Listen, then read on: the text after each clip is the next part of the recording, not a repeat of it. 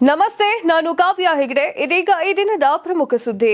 ಚಾಕು ಹಾಕಿಸಿಕೊಳ್ಳಲು ಕಾಂಗ್ರೆಸ್ ಜೊತೆ ಇರಬೇಕಿತ್ತ ಎಚ್.ಡಿ. ಕುಮಾರಸ್ವಾಮಿ ಹೇಳಿಕೆ. ಕಾಂಗ್ರೆಸ್ ಸರ್ಕಾರ ಮಕ್ಕಳಿಗೆ ಸಂಘರ್ಷದ ಭಾವನೆಯನ್ನ ಬಿತ್ತುತ್ತಿದೆ, ಬೊಮ್ಮಾಯಿ ಕಿಡಿ. ಅಬಕಾರಿ ನೀತಿ ವಿಚಾರಣೆಗೆ ಗೈರಾಗಿದ್ದ ಕೇಜ್ರಿವಾಲ್ ಅವರ ವಿರುದ್ಧ ಪ್ರಕರಣ ದಾಖಲೆ ಮಾಡಿದ ಇಡಿ. ಸಿಎಂ ಹುದ್ದೆಯನ್ನ ಬಿಟ್ಟು ಬಂದ್ರೆ ಮಮತಾ ಅವರಿಗೆ ಹೆಣ್ಣು ಮಕ್ಕಳ ಭಾವನೆ ಅರ್ಥ ಆಗುತ್ತೆ, ರೇಖಾ ಅವರ ಹೇಳಿಕೆ. ಗಾಜಾ ಮೇಲೆ ಇಸ್ರೇಲ್ ದಾಳಿ. ಚಾಕುವನ್ನ ಹಾಕಿಸಿಕೊಳ್ಳಲು ನಾನು ಕಾಂಗ್ರೆಸ್ ಅಲ್ಲಿ ಇರಬೇಕಾಗಿತ್ತ ಅಂತ ಹೇಳಿ ಟೀಕೆ ಮಾಡಿದ್ದಾರೆ ಎಚ್.ಡಿ. ಕುಮಾರಸ್ವಾಮಿ ಅವರು. ಅವರ ಹೊಟ್ಟೆಯಲ್ಲಿರುವಂತಹ ಬೆಂಕಿಯನ್ನ ಉಗುಳಿದ್ದಾರೆ ಅಂತ ಹೇಳಿದ್ರೆ ತಪ್ಪಾಗಲ್ಲ. ಇದರ ಬಗ್ಗೆ ಹೆಚ್ಚಿನ ಮಾಹಿತಿಯನ್ನ ಕೊಡ್ತೀವಿ ನೋಡಿ. ಕಾಂಗ್ರೆಸ್ ನಂಬಿದ್ದಕ್ಕೆ ನನ್ನ ಕುತ್ತಿಗೆ ಕುಯ್ದಿರಲ್ಲ, ಚಾಕು ಹಾಕಿಸಿಕೊಳ್ಳಲು ಅವರ ಜೊತೆ ಇರಬೇಕಿತ್ತ ಅಂತ ಹೇಳಿ ಜೆಡಿಎಸ್ ರಾಜ್ಯ ಘಟಕದ ಅಧ್ಯಕ್ಷರಾಗಿರುವಂತಹ ಎಚ್.ಡಿ. ಕುಮಾರಸ್ವಾಮಿ ಅವರು ಮುಖ್ಯಮಂತ್ರಿ ಸಿದ್ದರಾಮಯ್ಯ ಅವರ ವಿರುದ್ಧ ಆಕ್ರೋಶವನ್ನ ಹೊರಹಾಕಿದ್ದಾರೆ. ಜೆಡಿಎಸ್ ಪಕ್ಷ ಬಿಜೆಪಿ ಮೈತ್ರಿಯಲ್ಲಿ ಇಲ್ಲ, ವಿಲೀನವಾಗ್ಬಿಟ್ಟಿದೆ. ರಾಜ್ಯದಲ್ಲಿರುವ ಒಂದೇ ವಿರೋಧ ಪಕ್ಷ, ಅವರಿಗೆ ಸೋಲಿನ ಭಯ ಶುರುವಾಗಿದೆ ಅಂತ ಹೇಳಿ ಮುಖ್ಯಮಂತ್ರಿ ಸಿದ್ದರಾಮಯ್ಯ ಅವರಿಗೆ ಹೇಳಿಕೆಯನ್ನ ನೀಡಿದ್ದಾರೆ. ತಾಲೂಕಿನ ಮಾರನಾಯಕನಹಳ್ಳಿ ಗ್ರಾಮದಲ್ಲಿ ಭಾನುವಾರ ಪ್ರತಿಕ್ರಿಯೆಯನ್ನ ನೀಡಿದ್ದಾರೆ. ನಾನು ವಿಲೀನ ಆಗುತ್ತೇನೆ ಅಂತ ಹೇಳುತ್ತಿದ್ದಿರಲ್ಲ, ನೀವೇನು ಮಾಡ್ತಾ ಇದ್ದೀರಾ ಅಂತ ಹೇಳಿ ಪ್ರಶ್ನೆಯನ್ನ ಮಾಡಿರುವಂತಹ ಅವರು, ಕಾಂಗ್ರೆಸ್ನಲ್ಲಿ ಇರುವವರು ಟೆಂಟ್ಗಳನ್ನ ಸಮೇತ ಎಲ್ಲ ಕಿತ್ತು ಹಾಕಲಾಗುತ್ತೆ, ಬಿಜೆಪಿಯವರು ಕಿತ್ತು ಕಳಿಸ್ತಾರೆ ಅಂತ ಹೇಳಿದ್ದಾರೆ. ಸಿದ್ದರಾಮಯ್ಯ, ಡಿಕೆ ಶಿವಕುಮಾರ್ ಇಬ್ಬರಿಗೂ ಹೇಳ್ತಾ ಇದ್ದೇನೆ, ಬಿಜೆಪಿ ಜೊತೆ ಮೈತ್ರಿ ಮಾಡಿಕೊಳ್ಳೋಕೆ ದೇವೇಗೌಡರೇ ಹೇಳಿ ಕಳಿಸಿದ್ದಾರೆ ಅಂತ ನೀವು ಹೇಳಿದ್ದೀರಿ. ದೇವೇಗೌಡ ಅವರು ಯಾಕೆ ಹೇಳಿ ಕಳಿಸ್ತಾರೆ? ಅವರು 60 ವರ್ಷಗಳ ಕಾಲ ರಾಜಕೀಯ ಜೀವನದಲ್ಲಿ ಕಾಂಗ್ರೆಸ್ ಅನ್ನ ನಂಬಿದ್ರು.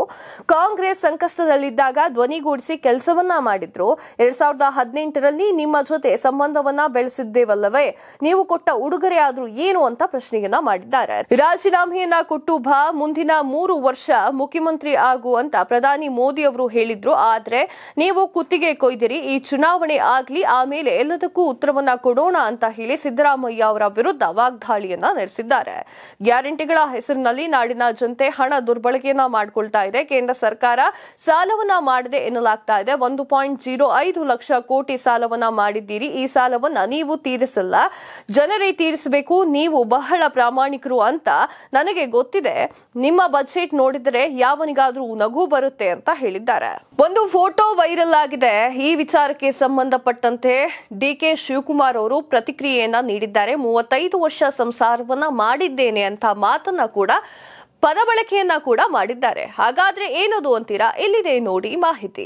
35 ವರ್ಷ ಜೊತೆಗೆ ನಾವು ಸಂಸಾರವನ್ನ ಮಾಡಿದ್ದೇವೆ, ಇದೀಗ 3 ವರ್ಷ ಅಷ್ಟೇ ಆ ಕಡೆಗೆ ಹೋಗಿದ್ದಾರೆ ಅಂತ ಹೇಳಿ ಎಸ್.ಟಿ. ಸೋಮಶೇಖರ್ ಜೊತೆಗಿನ ಫೋಟೋ ಸಂಬಂಧ ಡಿಸಿಎಂ ಡಿಕೆ ಶಿವಕುಮಾರ್ ಅವರು ಸಮರ್ಥನೆಯನ್ನ ನೀಡಿದ್ದಾರೆ. ಮಂಗಳೂರಿನಲ್ಲಿ ಭಾನುವಾರ ನಡೆದ ಕರ್ನಾಟಕ ಬ್ಯಾಂಕಿನ ಶತಮಾನೋತ್ಸವ ಸಮಾರಂಭದಲ್ಲಿ ಭಾಗವಹಿಸಲು ಕೆಪಿಸಿಸಿ ಅಧ್ಯಕ್ಷ ಡಿಕೆ ಶಿವಕುಮಾರ್ ಮತ್ತು ಯಶವಂತಪುರ ಕ್ಷೇತ್ರದ ಬಿಜೆಪಿ ಶಾಸಕ ಎಸ್.ಟಿ. ಸೋಮಶೇಖರ್ ಅವರು ಜೊತೆಗೂಡಿ ತೆರಳಿದ್ದಾರೆ. ಕಾಂಗ್ರೆಸ್ ಕಡೆ ಮುಖ ಮಾಡಿರುವಂತಹ ಸೋಮಶೇಖರ್ ಅವರು ಈಗಾಗಲೇ ಮುಖ್ಯಮಂತ್ರಿ ಸಿದ್ದರಾಮಯ್ಯ ಮತ್ತು ಡಿಕೆ ಶಿವಕುಮಾರ್ ಜೊತೆ ಚರ್ಚೆಯನ್ನ ನಡೆಸಿದ್ದಾರೆ. ಆದರೆ ಕಾಂಗ್ರೆಸ್ ಸೇರುವ ಬಗ್ಗೆ ಬಹಿರಂಗವಾಗಿ ಎಲ್ಲೂ ಕೂಡ ಮಾತನಾಡಿಲ್ಲ. ಮಂಗಳೂರು ಕಾರ್ಯಕ್ರಮದಲ್ಲಿ ಭಾಗವಹಿಸಲು ಡಿಕೆ ಶಿವಕುಮಾರ್ ಹಾಗೂ ಸೋಮಶೇಖರ್ ಅವರು ವಿಶೇಷ ವಿಮಾನದಲ್ಲಿ ತೆರಳಿದ್ದಾರೆ. ಕಾಂಗ್ರೆಸ್ನ ಈ ಒಂದು ಕಾರ್ಯಕ್ರಮದಲ್ಲಿ ಭಾಗವಹಿಸಿದ್ದಾರೆ. ಕಾರ್ಯಕ್ರಮ ಮುಗಿದ ಬಳಿಕ ಅದೇ ವಿಮಾನದಲ್ಲಿ ಮರಳಿ ಬಂದಿದ್ದಾರೆ. ಈ ಸಂಬಂಧ ವಿಧಾನಸೌಧದಲ್ಲಿ ಮಾಧ್ಯಮಗಳಿಗೆ ಪ್ರತಿಕ್ರಿಯೆ ನೀಡಿರುವಂತಹ ಅವರು, ಸೋಮಶೇಖರ್ ಬಿಜೆಪಿಯನ್ನ ತೊರೆದು ಕಾಂಗ್ರೆಸ್ಗೆ ಬರುವ ಕುರಿತಾಗಿ ಸುದ್ದಿ ವಿಚಾರವಾಗಿ ಮಾರ್ಮಿಕವಾಗಿ ಉತ್ತರವನ್ನ ನೀಡಿದ್ದಾರೆ. ಕುವೆಂಪು ಅವರು ಬರೆದಿರುವಂತಹ ಘೋಷವಾಕ್ಯವನ್ನ ತಿರುಚಿ ಬರೆಯಲಾಗಿದೆ. ಈ ವಿಚಾರಕ್ಕಾಗಿ ವಿರೋಧ ಪಕ್ಷದವರಾಗಿರುವಂತಹ ಬಿಜೆಪಿಯ ಹಲವಾರು ನಾಯಕರು ಕಿಡಿಕಾರಿದ್ದಾರೆ. ಈ ವಿಚಾರವಾಗಿ ಬಸವರಾಜ ಬೊಮ್ಮಾಯಿ ಕೂಡ ಮಾತನಾಡಿದ್ದಾರೆ. ಏನಂತ ಮಾತನಾಡಿದ್ದಾರೆ ಅನ್ನೋದ್ರ ಬಗ್ಗೆ ಸಂಕ್ಷಿಪ್ತ ಡೀಟೇಲ್ಸ್ ಅನ್ನ ಕೊಡ್ತೀವಿ ನೋಡಿ. ಕಾಂಗ್ರೆಸ್ ಸರ್ಕಾರ ಮಕ್ಕಳಲ್ಲಿ ಸಂಘರ್ಷದ ಭಾವನೆಯನ್ನ ಬಿತ್ತುತ್ತಿದೆ ಅಂತ ಹೇಳಿ ಬಸವರಾಜ ಬೊಮ್ಮಾಯಿ ಅವರು ಹೇಳಿಕೆಯನ್ನ ನೀಡಿದ್ದಾರೆ. ರಾಜ್ಯ ಸರ್ಕಾರ ವಸತಿ ಶಾಲೆಗಿಲ್ಲಿ ಇದುವರೆಗೂ ಇದ್ದ ಜ್ಞಾನ ದೇಗುಲವಿದು ಕೈ ಮುಗಿದು ಒಳಗೆ ಬಾ ಎನ್ನುವಂತಹ ವಾಕ್ಯವನ್ನ ಜ್ಞಾನ ದೇಗುಲವಿದು ಧೈರ್ಯವಾಗಿ ಪ್ರಶ್ನೆ ಮಾಡಿ ಅಂತ ಮಕ್ಕಳ ಮನಸ್ಸಿನಲ್ಲಿ ಸಂಘರ್ಷ ಮೂಡಿಸುವಂತಹ ಕೆಲಸವನ್ನ ಮಾಡ್ತಿದೆ ಅಂತ ಹೇಳಿ ಮಾಜಿ ಮುಖ್ಯಮಂತ್ರಿಗಳಾಗಿರುವಂತಹ ಬಸವರಾಜ ಬೊಮ್ಮಾಯಿ ಅವರು ಆರೋಪವನ್ನ ಮಾಡಿದ್ದಾರೆ. ವಿಧಾನಸೌಧದ ಬಳಿ ಮಾಧ್ಯಮದೊಂದಿಗೆ ಮಾತನಾಡಿರುವಂತಹ ಇವರು, ಈ ಸರ್ಕಾರ ಸಮಾಜದಲ್ಲಿ ಮಕ್ಕಳಿಂದ ಹಿಡಿದು ಎಲ್ಲರಲ್ಲೂ ಸಂಘರ್ಷವನ್ನ ಉಂಟು ಮಾಡಿ ತಮ್ಮ ರಾಜಕೀಯ ಬೇಳೆಯನ್ನ ಬೇಯಿಸಿಕೊಳ್ತಾ ಇದ್ದಾರೆ. ಸರ್ಕಾರದ ವಸತಿ ಶಾಲೆಗಳಿಗೆ ಅಕ್ಕಿ ಸಿಗ್ತಾ ಇಲ್ಲ. ಇದೇ ಕಾರಣಕ್ಕೆ ನಾವು ಖಜಾನೆ ಖಾಲಿ ಇದೆ ಅಂತ ಹೇಳ್ತಾ ಇದ್ವಿ. ಅಭಿವೃದ್ಧಿಗೆ ಹಣವನ್ನ ಕೊಡ್ಲಿಲ್ಲ. ಹಸಿವು ಮುಕ್ತ ಕರ್ನಾಟಕ ಅಂತ ಬೋರ್ಡ್ ಅನ್ನ ಹಾಕಿಕೊಂಡಿದ್ದಾರೆ.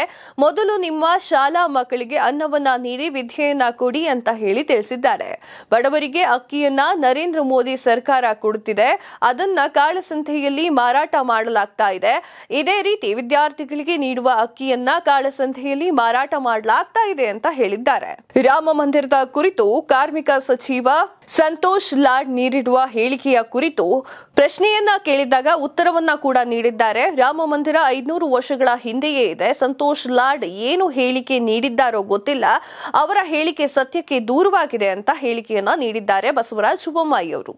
ಕೇಜ್ರಿವಾಲ್ ವಿರುದ್ಧ ಸಮನ್ಸ್ಗಳು ಜಾರಿ ಮಾಡ್ತಾನೆ ಇದ್ರು. ಆದ್ರೆ ಕೇಜ್ರಿವಾಲ್ ಅವರು ತಲೆ ಕೆಡಿಸ್ಕೊಳ್ತಾರ ಕಾಣಿಸ್ತಾ ಇರಲಿಲ್ಲ. ಈಗ ಪ್ರಕರಣವನ್ನ ದಾಖಲೆ ಮಾಡಿಕೊಂಡಿದೆ ಇಡಿ. ಈ ವಿಚಾರಕ್ಕೆ ಸಂಬಂಧಪಟ್ಟಂತೆ ಹೆಚ್ಚಿನ ಮಾಹಿತಿಯನ್ನ ಕೊಡ್ತೀವಿ ನೋಡಿ.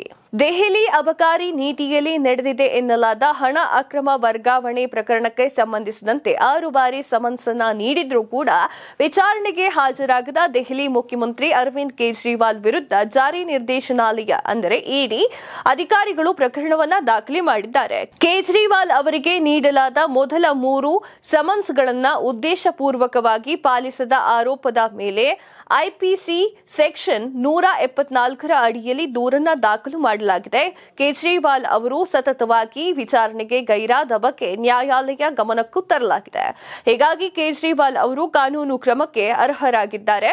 ಸಮನ್ಸ್ನ ಸಿಂಧುತ್ವದ ಬಗ್ಗೆ ಯಾವುದೇ ಪ್ರಶ್ನೆ ಉಲ್ಬಣವಾಗ್ತಾ ಇಲ್ಲ.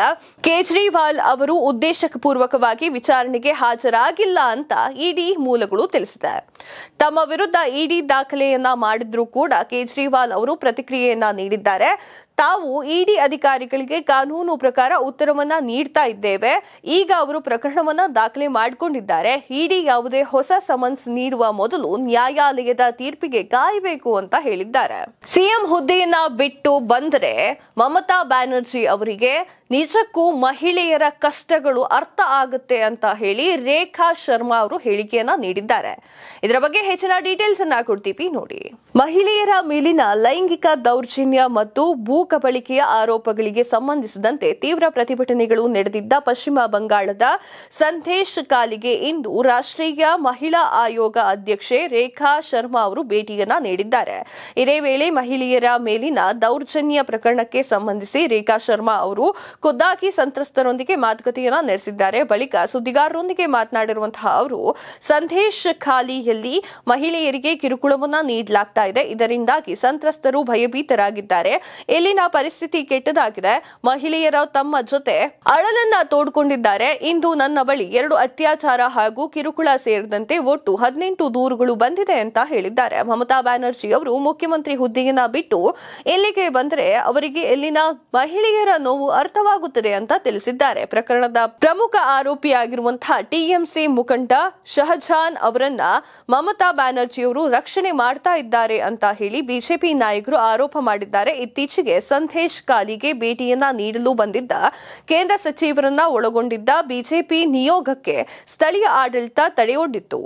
ಮಹಿಳೆಯರ ಮೇಲಿನ ಲೈಂಗಿಕ ದೌರ್ಜನ್ಯ ಮತ್ತು ಭೂ ಕಬಳಿಕೆ ಆರೋಪಗಳು ವ್ಯಕ್ತವಾದ ಬಳಿಕ ಸಂದೇಶ್ ಖಾಲಿಯ ಗ್ರಾಮದಲ್ಲಿ ಪ್ರತಿಭಟನೆ ತೀವ್ರ ಸ್ವರೂಪವನ್ನು ಪಡೆದುಕೊಂಡಿದ್ದು, ಇದಾದ ಬಳಿಕ ಇಲ್ಲಿನ 19 ಸ್ಥಳದಲ್ಲಿ ನಿಷೇಧಾಜ್ಞೆ ಜಾರಿಯಲ್ಲಿ ಇದೆ. ಉತ್ತರ ಪ್ರದೇಶದಲ್ಲಿ ಅಭಿವೃದ್ಧಿ ಆಗುತ್ತೆ ಅಂತ ಯಾರೂ ಕೂಡ ಮನಸ್ಸಲ್ಲಿ ಅಂದುಕೊಂಡೇ ಇರಲಿಲ್ಲ ಅಂತ ಹೇಳಿ ಪ್ರಧಾನಿ ನರೇಂದ್ರ ಮೋದಿ ಅವರು ಹೇಳಿಕೆಯನ್ನ ನೀಡಿದ್ದಾರೆ. ಹೆಚ್ಚಿನ ಡೀಟೇಲ್ಸ್ ಅನ್ನ ಕೊಡ್ತೀವಿ ನೋಡಿ. ಕೇಂದ್ರ ಮತ್ತು ರಾಜ್ಯದಲ್ಲಿ ಅಧಿಕಾರದಲ್ಲಿರುವಂತಹ ಡಬಲ್ ಇಂಜಿನ್ ಸರ್ಕಾರಗಳು 7 ವರ್ಷದ ಅವಧಿಯಲ್ಲಿ ಉತ್ತರ ಪ್ರದೇಶ ಸಾಕಷ್ಟು ಬದಲಾವಣೆಯನ್ನ ಕಂಡಿದೆ. ಆದರೆ ರಾಜ್ಯವು ಅಭಿವೃದ್ಧಿ ಸಾಧಿಸಲಿದೆ ಎಂಬುದನ್ನ ಹಲವು ವರ್ಷಗಳ ಹಿಂದೆ ಯಾರೂ ಕೂಡ ಅಂದಾಜು ಮಾಡಿರಲಿಲ್ಲ ಅಂತ ಹೇಳಿ ಪ್ರಧಾನಿ ನರೇಂದ್ರ ಮೋದಿ ಅವರು ಹೇಳಿಕೆಯನ್ನ ನೀಡಿದ್ದಾರೆ. ಉತ್ತರ ಪ್ರದೇಶದಲ್ಲಿ 10 ಲಕ್ಷ ಕೋಟಿಗೂ ಅಧಿಕ ಮೊತ್ತದ ವಿವಿಧ ಯೋಜನೆಗಳಿಗೆ ಚಾಲನೆಯನ್ನ ನೀಡಿದ ಬಳಿಕ ಮಾತನಾಡಿರುವಂತಹ ಮೋದಿ ಅವರು ರಾಜ್ಯದಲ್ಲಿ ಹೂಡಿಕೆಗೆ ತಡೆಯೊಡ್ಡುವ ಕೆಂಪು ಪಟ್ಟಿ ಸಂಸ್ಕೃತಿಯು ಹೂಡಿಕೆಯ ಉತ್ತೇಜನ ನೀಡಲು ಕೆಂಪು ಹಾಸು ಸಂಸ್ಕೃತಿಯಾಗಿ ಬದಲಾಗಿದೆ ಅಂತ ಅಭಿಪ್ರಾಯವನ್ನ ವ್ಯಕ್ತಪಡಿಸಿದ್ದಾರೆ. ಉತ್ತರ ಪ್ರದೇಶದಲ್ಲಿ ಇಷ್ಟು ಪ್ರಮಾಣದ ಹೂಡಿಕೆ ಮತ್ತು ಉದ್ಯೋಗಗಳ ವಾತಾವರಣ ಸೃಷ್ಟಿಯಾಗಲಿದೆ ಎಂದು 7-8 ವರ್ಷಗಳ ಹಿಂದೆ ಯಾರೂ ಕೂಡ ಅಂದಾಜು ಕೂಡ ಮಾಡಿರಲಿಲ್ಲ ಅಂತ ಹೇಳಿದ್ದಾರೆ. ಅಪರಾಧ ಮತ್ತು ಗಲಭೆಗಳು ಸಾಮಾನ್ಯವಾಗಿದ್ದ ಉತ್ತರ ಪ್ರದೇಶ ಈ ರೀತಿ ಅಭಿವೃದ್ಧಿ ಹೊಂದಲಿದೆ ಅನ್ನೋದು ಯಾರೂ ಕೂಡ ನಂಬೋಕೆ ಸಾಧ್ಯವಾಗಿರಲಿಲ್ಲ ಅಂತ ಹೇಳಿದ್ದಾರೆ. ಉತ್ತರ ಪ್ರದೇಶದಲ್ಲಿ ಡಬಲ್ ಇಂಜಿನ್ ಸರ್ಕಾರ ರಚನೆಯಾಗಿ 7 ವರ್ಷವಾಗಿದೆ. ಇಷ್ಟು ವರ್ಷಗಳಲ್ಲಿ ರಾಜ್ಯ ಸರ್ಕಾರವು ಕೆಂಪು ಪಟ್ಟಿ ಸಂಸ್ಕೃತಿಯನ್ನ ತೊಲಗಿಹಾಕಿ ಕೆಂಪು ಹಾಸು ಸಂಸ್ಕೃತಿಯನ್ನ ಅಳವಡಿಸಿಕೊಂಡಿದೆ. ಕಳೆದ 7 ವರ್ಷಗಳಲ್ಲಿ ಅಪರಾಧಗಳ ಪ್ರಕರಣಗಳು ಕುಸಿದು ಉದ್ಯಮ ಸಂಸ್ಕೃತಿ ವಿಸ್ತರಣೆಗೊಂಡಿದೆ. ವ್ಯಾಪಾರ ಅಭಿವೃದ್ಧಿಗೆ ಪೂರಕ ವಾತಾವರಣ ಮತ್ತು ವಿಶ್ವಾಸವನ್ನು ವೃದ್ಧಿಯಾಗಿದೆ ಅಂತ ಹೇಳಿ ಅಭಿಪ್ರಾಯವನ್ನ ವ್ಯಕ್ತಪಡಿಸಿದ್ದಾರೆ. 2 ಬುಡಕಟ್ಟು ಜನಾಂಗಗಳು ಸೇರಿಕೊಂಡು ಒಂದು ಹಿಂಸಾಚಾರವನ್ನೇ ಮಾಡಿಬಿಟ್ಟಿದೆ. ಹಲವಾರು ಜನಗಳ ಹತ್ಯೆಯಾಗಿದೆ. ಇದರ ಬಗ್ಗೆ ಸಂಪೂರ್ಣ ಮಾಹಿತಿಯನ್ನ ಕೊಡ್ತೀವಿ ನೋಡಿ. ಪೋರ್ಟ್ ಮೊರೆಸ್ಬಿ ಪಪುವಾ ನ್ಯೂಗಿನಿಯ ಬುಡಕಟ್ಟು ಜನಾಂಗದವರ ನಡುವೆ ನಡೆದ ಹಿಂಸಾಚಾರದಲ್ಲಿ 53 ಮಂದಿ ಹತ್ಯೆಯಾಗಿದ್ದಾರೆ ಅಂತ ಹೇಳಿ ಅಧಿಕಾರಿಗಳು ತಿಳಿಸಿದ್ದಾರೆ. ರಾಜಧಾನಿ ಪೋರ್ಟ್ ಮೊರೆಸ್ಬಿಯ ವಾಯುವ್ಯಕ್ಕೆ 600 ಕಿಲೋಮೀಟರ್ ದೂರದಲ್ಲಿರುವಂತಹ ವಾಭಾಗ್ ಪಟ್ಟಣದ ಬಳಿ ಈ ಘಟನೆ ಸಂಭವಿಸಿದೆ. ಇದು ಸಿಖಿನ್, ಅಂಬ್ಯುಲಿನ್ ಮತ್ತು ಕೇಕಿನ್ ಬುಡಕಟ್ಟು ಜನಾಂಗದ ನಡುವೆ ಸಂಘರ್ಷಗಳು ಉಂಟಾಗಿದೆ ಅಂತ ಹೇಳಲಾಗಿದೆ. ಬುಡಕಟ್ಟು ಜನಾಂಗದ ನಡುವೆ ಭಾನುವಾರ ಮುಂಜಾನೆ ಹೊಂಚು ದಾಳಿ ನಡೆದಿತ್ತು. ಇದಾದ ಬೆನ್ನಲ್ಲೇ ಶವಗಳು ಪತ್ತೆಯಾಗಿದೆ. ಪಪುವಾ ನ್ಯೂಗಿನಿಯಾದ ಹೈಲ್ಯಾಂಡ್ನಲ್ಲಿ ನಡೆದಿರುವಂತಹ ಬುಡಕಟ್ಟು ಜನಾಂಗದ ನಡುವೆ ಶತಮಾನಗಳಿಂದ ಸಂಘರ್ಷವು ನಡೀತಾ ಇತ್ತು. ಆದರೆ ಶಸ್ತ್ರಾಸ್ತ್ರಗಳ ಬಳಕೆ ಆಗಿರಲಿಲ್ಲ. ಆದರೆ ಈಗ ಈ ಬಳಕೆ ಆಗಿದೆ, ಹಿಂಸಾಚಾರಕ್ಕೆ ತಿರುಗಿದೆ ಅಂತ ಹೇಳಲಾಗ್ತಾ ಇದೆ. ಗಾಜಾ ಹಾಗೂ ಇಸ್ರೇಲ್ ದಾಳಿಗಳು ಸರ್ವೇ ಸಾಮಾನ್ಯವಾಗಿದೆ. ಯುದ್ಧದ ಭೀತಿ ಶುರುವಾಗ್ಬಿಟ್ಟಿದೆ. ಯುದ್ಧಗಳು ನಡೀತಾನೆ ಇದೆ. ಅಲ್ಲಿನ ಜನರು ಕಷ್ಟವನ್ನ ಪಡ್ತಾ ಇದ್ದಾರೆ. ಗಾಜಾದ ಮೇಲೆ ಇಸ್ರೇಲ್ ಆಕ್ರಮಣ ಮಾಡಿದ್ರಿಂದ ಹಲವಾರು ಸಾವು ನೋವುಗಳು ಸಂಭವಿಸಿದೆ. ಇದರ ಬಗ್ಗೆ ಹೆಚ್ಚಿನ ಡೀಟೇಲ್ಸ್ ಅನ್ನ ಕೊಡ್ತೀವಿ ನೋಡಿ.